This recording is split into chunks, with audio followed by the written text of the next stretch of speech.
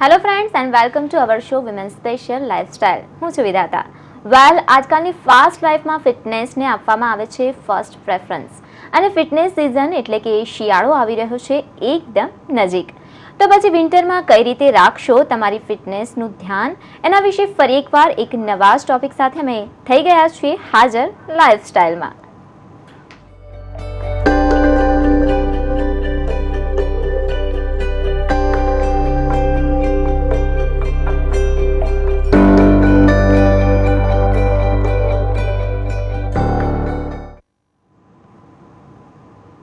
શિયાળો છે નજીક, અને હવે જેમ જેમ ઠંડી વધશે તેમ લોકો ફિટનેસ પ્રત્યે વધારે ને વધારે ધ્યાન આપશે. તો કોઈ સહારો લેશે જીમનો, તો કોઈ યોગનો. સામાન્ય રીતે ફિટનેસ માટે યોગના આસનો કરવામાં આવતા હોય છે, પરંતુ આ આસનોનું પણ અલગ અલગ સિઝન પ્રમાણે અલગ અલગ વિજ્ઞાન હોય છે. શિયાળામાં યોગના આસનોથી ફિટનેસને વધારે ફાયદો કરાવી શકાય, અને અલગ અલગ આસનો તેમજ યોગથી શિયાળામાં ધ્યાન રાખી શકાય તંદુરસ્તીનું. મસ્ત મસ્ત ઠંડીમાં યોગાની ટિપ્સ મળી જાય તો બોસ ક્યાં કહેને. તો લઈએ થોડી વિન્ટર યોગાની ટિપ્સ અને બનીએ fit and fine in cool winter.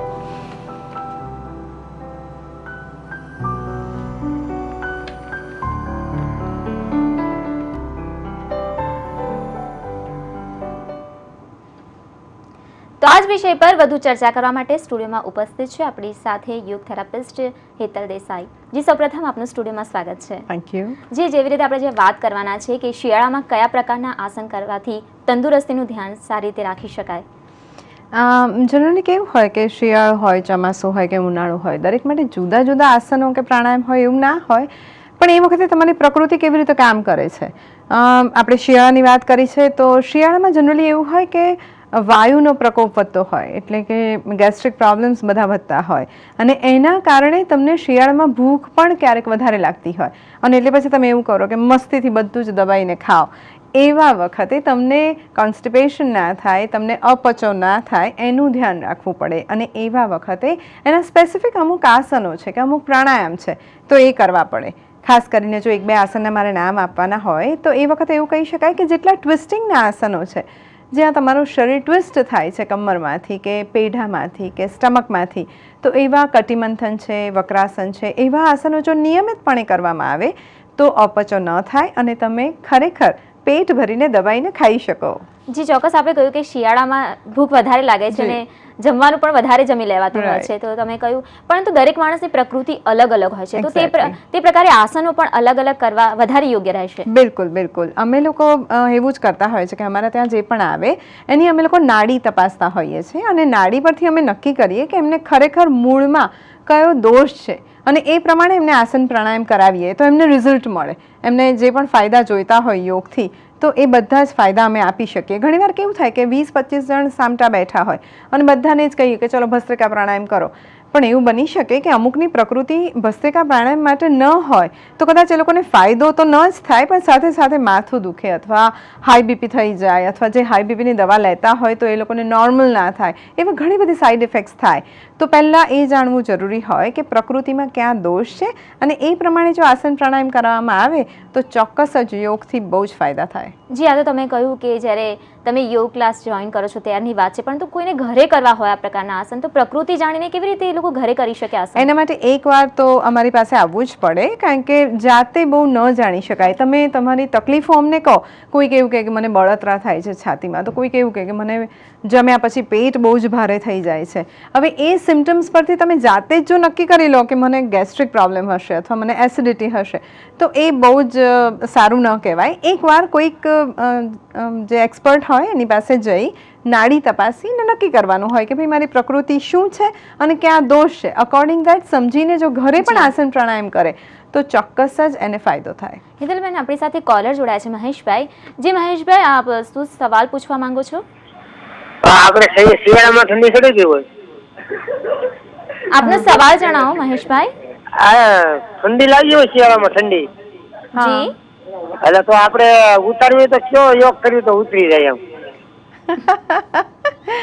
અચ્છા, તમને જ્યારે ઠંડી ચડી હોય તો આઈ થિંક તમે કોઈ પણ આસન કે પ્રાણાયામ કરવા માટે સક્ષમ જ ન હો, કારણ કે તમને ઠંડી લાગતી હોય. એ વખતે હું તમને કહું કે તમે હાથ ઉપર કરો, નીચે કરો, તો દેટ ઇઝ નોટ પોસિબલ. એટલે એ ક્ષણે તો ઠંડી ઓછી થાય એના માટે બરાબર ધાબળો કે રજાઈ કે બધું ઓઢીને કોઈક દવા લઈ લેવી જોઈએ. પણ જ્યારે તમે એમાંથી બહાર નીકળ્યા છો ત્યારે કયા આસન પ્રાણાયામ કરવા જોઈએ કે જેથી ફરી તમને ઠંડી ન લાગે ને તમારી ફિટનેસ જળવાઈ રહે?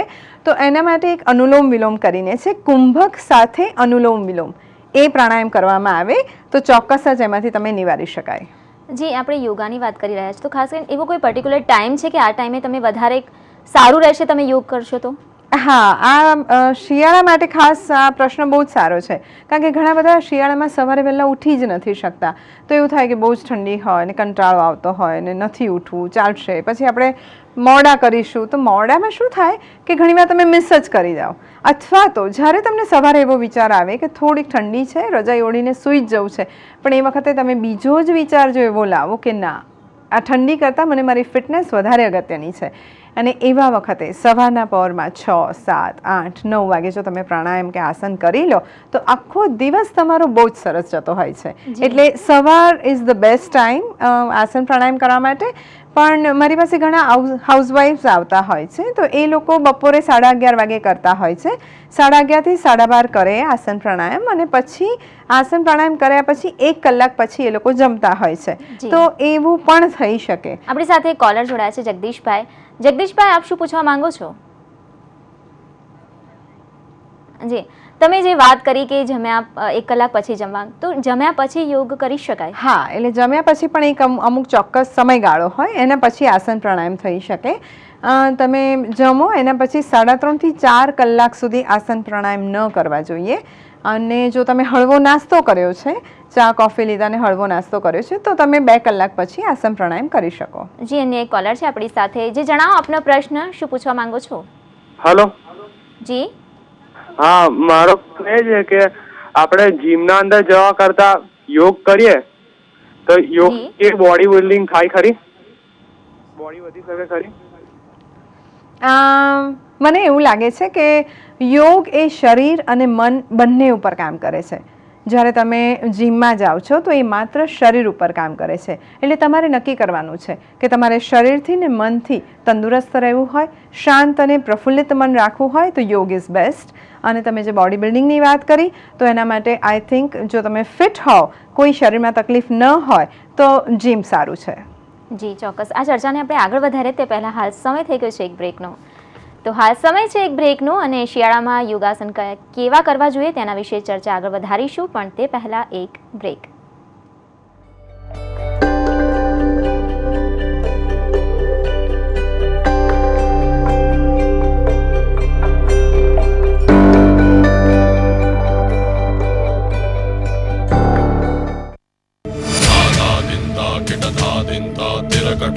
Virat compressive strength, Ambuja Cement. Why dream small? Move up to sedan class in the all-new Vista. The style of a sedan, the space of a sedan, the power of a sedan, the features of a sedan. The all-new Vista sedan class. Hey Priyanka, what do you like about Diwali? I like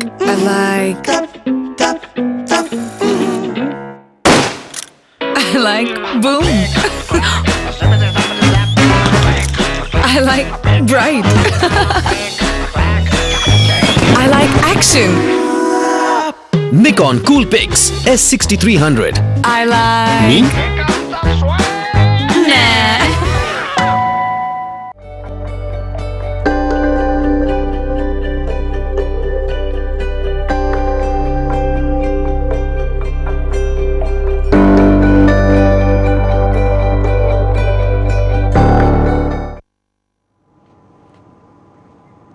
break બાદ ફરી એકવાર આપનું સ્વાગત છે. આજે આપણે વાત કરી રહ્યા છીએ શિયાળામાં થતા યોગાસન વિશે.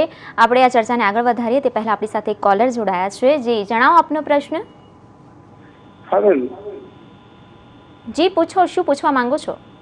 બેન આપણું મારું વેટ થોડું વધારે છે, 100 kg ની આજુબાજુ છે. મારે વેટ અગર ઓછું કરવું હોય જી તો કયું યોગાસન વિશે આપ સારું? પૂછી રહ્યા છો? હેલો. જી જી જી જણાવો. હા બેન, મારું વેટ છે 100 kg ની આજુબાજુ છે અને મારે વેટ થોડું ઓછું કરવું છે, તો કયો યોગ કરવો સારો? જી પહેલું તો મને એ કહેવું ગમશે કે આ એકચ્યુઅલી વિમેન્સ પ્રોગ્રામ છે અને ભાઈઓ પણ આ કાર્યક્રમ જુએ છે, એટલે ખરેખર આપણી ચેનલ માટે બહુ જ સારું કહેવાય કે કેટલા બધા વ્યુઅર્સ છે. અને તમારા પ્રશ્નનો જો જવાબ મારે આપવાનો હોય તો એવું કહીશ કે યોગમાં અમે લોકો, કારણ કે અમે જે ટેકનિક વાપરીએ છીએ, પૂનાના જે યોગાચાર્ય છે BKS આયંગરજી, એ ગુરુજીએ અમુક સાધનો બનાવ્યા છે અને એ સપોર્ટ સાથે તકિયો હોય કે ઓશિકું હોય કે બેલ્ટ હોય કે દોરડા હોય, એ બધા સાથે અમે આસન પ્રાણાયામ કરાવીએ છીએ. એટલે અમે ગેરંટી આપીએ છીએ કે તમારું વજન, મારી પાસે ગયા મહિને જ 117 kgના એક બહેન આવ્યા હતા, એમને 4 મહિનામાં અમે 11 કિલો વજન ઉતાર્યું માત્ર આસન પ્રાણાયામથી. એટલે એ અમે ગેરંટી આપતા હોઈએ છીએ કે ચોક્કસ જ ઉતારી શકાય. જી અન્ય એક કોલર છે આપણી સાથે. જી જણાવો, શું પૂછવા માંગો છો?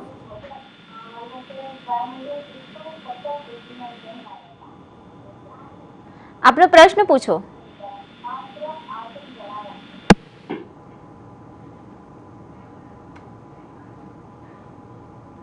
આપણે ચર્ચાને આગળ વધારીએ. આપણે જે અગાઉ જે વાત કરી કે સિઝન પ્રમાણેના અલગ અલગ યોગાના અલગ અલગ વિજ્ઞાન હોય છે, તો તે મુદ્દા પર આપણે અત્યારે વાત કરીએ. શું કહો છો? એટલે એમાં મેં પહેલાં કીધું એમ કે શિયાળામાં અમુક હોય ને ઉનાળામાં અમુક હોય, એવું જનરલી ના હોય. પ્રકૃતિ ઉપર વધારે ધ્યાન આપવાનું હોય.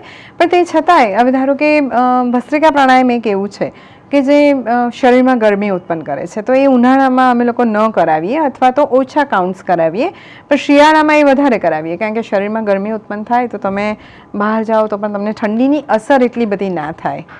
જી આપણી સાથે એક કોલર જોડાયા છે. જી આપનો પ્રશ્ન જણાવો. હાજી મેડમ, મારા કેળાનો દુખાવો બહુ થાય છે, એટલે આખા શરીર દુખે છે બહુ. એના માટે કયો યોગ કરવો જોઈએ? જી જો તમને ખાલી કમરનો દુખાવો હોય તો એના માટે કટિમંથનના 2-3 પ્રકાર છે, એ કરવા જોઈએ. અને જો આખું શરીર દુખતું હોય અથવા તો તમને સાંધા દુખતા હોય તો એના માટે નાડી શોધન પ્રાણાયામ છે, એ તમારે સવાર બપોર સાંજ 5-5 મિનિટ કરવું જોઈએ.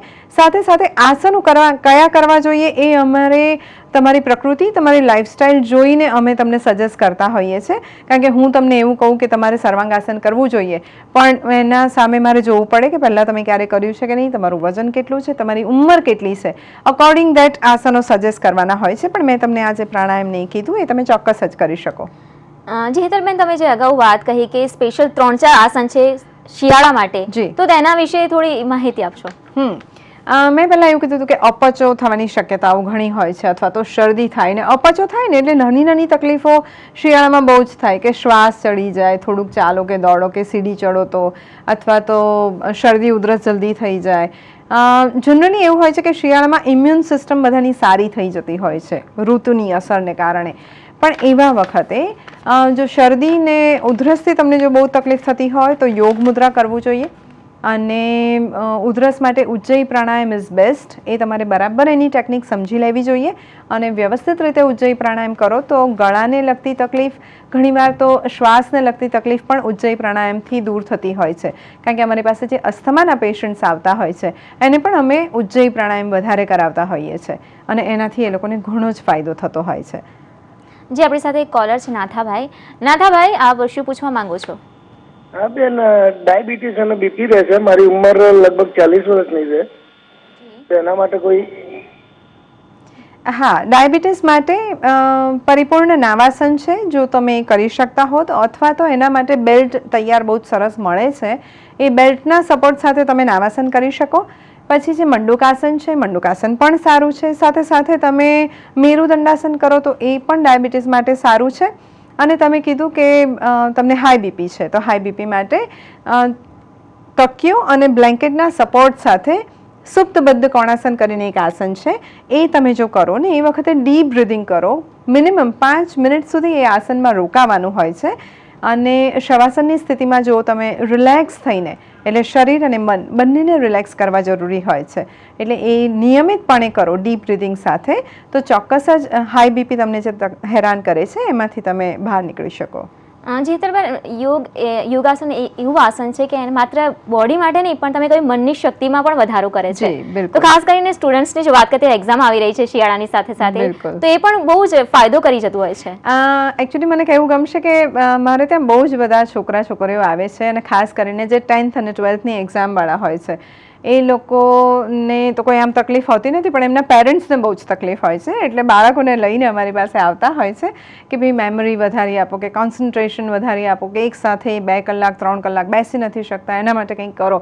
તો એના માટે ખરેખર જ અમે લોકો એ લોકોને શીર્ષાસન કરાવીએ છીએ. હવે જાણે ક્યારે શીર્ષાસન કર્યું ના હોય તો અમારે ત્યાં દોરડાની એક ટેકનિક બહુ જ સરસ છે કે દોરડા ઉપર અમુક રીતે બેસવાથી અને ઊંધા સૂઈ જવાથી તમે શીર્ષાસનમાં આસાનીથી વધારે સમય સુધી રોકાઈ શકો છો.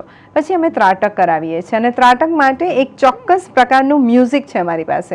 એ મ્યુઝિક સાથે ત્રાટક કરો તો ખરેખર જ બાળકો તો કે વિદ્યાર્થીઓની વાત જવા દો મોટા પણ કરતા હોય છે તો એવું લાગે કે આપણે કંઈક જુદી જ દુનિયામાં છીએ, આપણે ભૂલી જઈએ કે ક્યાં બેઠા છે. એટલું સરસ શાંત મન થઈ જતું હોય છે કે એના પછી જે પણ કાર્ય કરો એમાં તમને 100% રિઝલ્ટ મળતું હોય છે. જી હેતલબેન, તમે સ્ટુડિયોમાં આવ્યા અંગેની સરસ માહિતી આપી તે બદલ આપનો ખૂબ ખૂબ આભાર. Thank you. તો વિમન સ્પેશિયલ શોમાં અત્યારે આપણે વાત કરી શિયાળાને લગતા યોગ આસનની. કાલે ફરી હાજર થઈશું એક નવા જ વિષય સાથે. ત્યાં સુધી રજા આપશો. નમસ્કાર.